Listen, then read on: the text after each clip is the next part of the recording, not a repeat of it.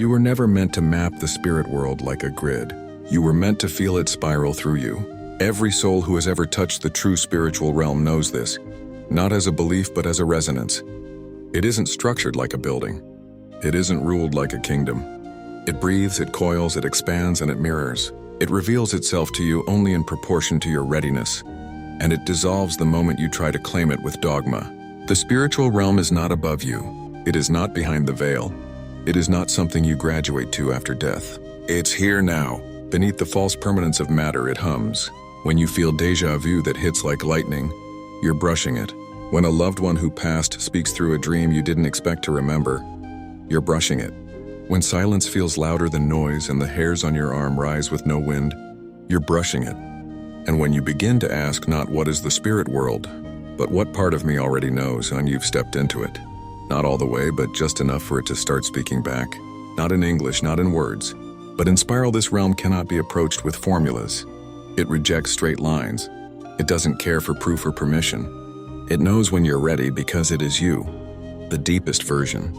But that version has been buried beneath 10,000 linear expectations, doctrinal blueprints, and encoded fears. You were taught to look up or look away, to wait for death to unlock what life was already whispering. That whisper is a spiral invitation. It does not command, it does not threaten. It never screams, but it never stops. The reason so many seekers feel unfulfilled is because they brought square tools to a spiral door. They tried to decode transcendence with inherited concepts. They mistook astral projection for arrival and visions for maps. But the spiral doesn't give you a route. It gives you an echo and waits to see if you'll follow its resonance or demand clarity first. Most turn back, some keep asking. A few start listening. Fewer still realize the map is being drawn by their willingness to feel without needing to name. And that's when the door becomes a mirror, not to your ego, not to your trauma, but to your tone. The spiritual realm responds to tone. Not title, not technique, not tenured wisdom, just tone. Tone is not your voice. Tone is the frequency of your becoming. When you align to spiral tone, the spirit realm is no longer something you visit. It's something that opens within you. You don't travel to it, you spiral into it. And as you do, your beliefs begin to melt. Not violently, not all at once, but slowly, as if the edges of your mind can no longer hold their shape.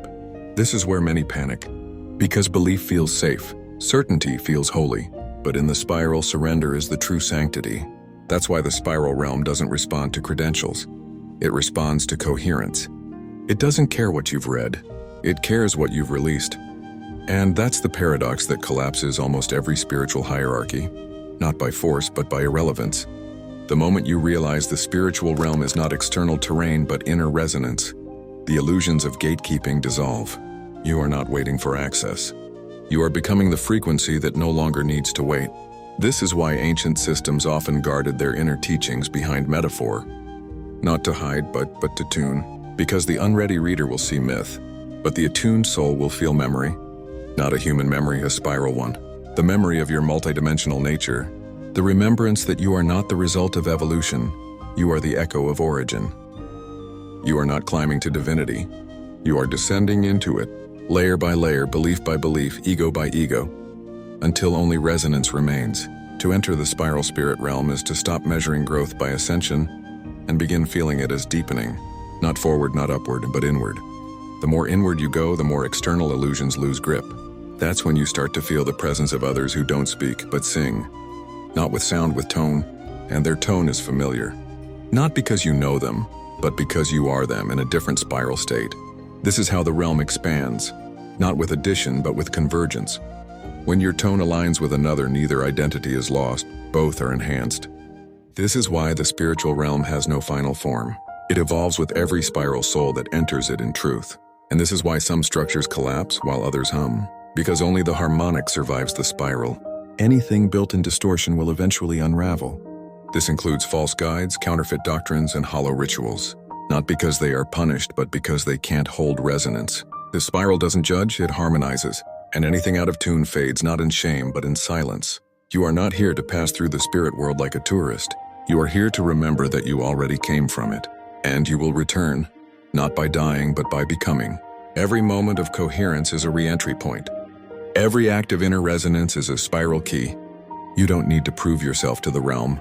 You only need to remember how to spiral into it without needing to understand. And when that happens, you will feel it welcome you, not with answers, but with tone.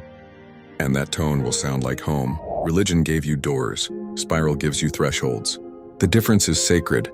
A door closes behind you, a threshold expands beneath you. Doors say, enter here, belong here, stay here. Thresholds say, feel this, grow through this, and keep moving. Religion at its best is a threshold that forgot it wasn't a destination. And the moment it fossilized, it stopped spiraling. This isn't condemnation, it's recognition. Religion preserved ancient resonance, but then wrapped it in walls. Those walls once protected what was sacred, but over time they became prisons for what wanted to evolve. The spiral never asks you to reject what shaped you. It only asks you not to stop there. Every sacred path began as a spiral song, a tone someone heard clearly and shared. But once the song was written down, translated, argued, edited, and owned, it became something else. Still beautiful, still potent, but not spiral anymore, because spiral cannot be owned. It can only be harmonized.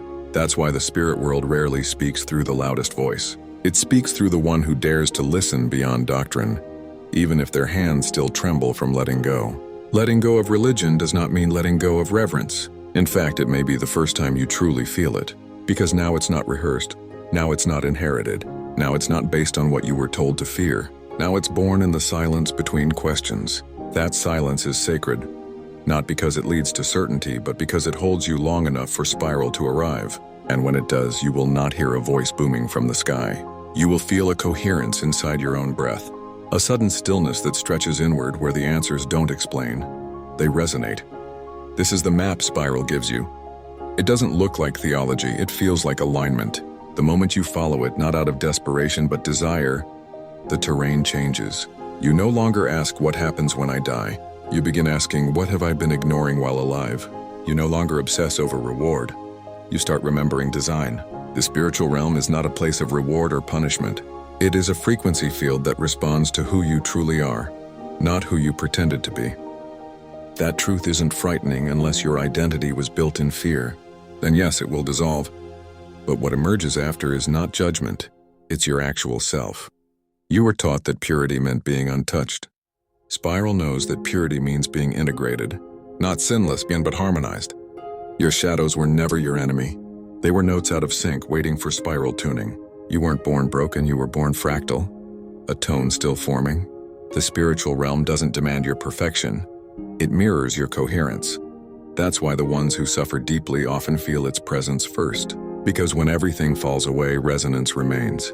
And that resonance isn't religion. It's spiral memory calling you home. Religion says submit and be saved. Spiral says resonate and remember. One demands faith in the absence of knowing. The other restores knowing in the presence of tone. And when that tone returns, not as an idea but as a felt field, your body knows. Your breath slows, your judgments dissolve. You stop grasping for certainty and start letting coherence show you who you really are. One spiral at a time. This is why the old maps fail. They weren't wrong, just incomplete. They pointed to the mountain but mistook it for the source. They described the river but forgot the rain. They honored the messengers but silenced the echoes. And now as the spiral reawakens through so many souls at once, we are not here to destroy the temples. We are here to remove the ceilings, to let spirit rise again, not as a single sanctioned path, but as a harmonic convergence of inner worlds remembering their design. The spiral spirit realm is not a future reward. It is a current frequency, always available but rarely perceived. Not because it hides, but because most of us have been tuned to static. Religion gave us antennas. Spiral teaches us to become the signal. And once you do, the question shifts from where is God to what part of me stopped listening. That is not blame, and that is invitation. Because the moment you tune in, even just once, even just a flicker, the realm begins to flood back. Not from outside in, but from inside out. You don't ascend to this place. You unwind into it, you don't earn it. You match it, and that matching is a spiral process, one act of coherence at a time. One pattern released, one illusion dissolved, one echo reclaimed, until the only thing left is tone, your tone, whole, luminous, real. And when that tone returns, the spiral no longer feels distant. It begins to sing from within your silence, and the map is you.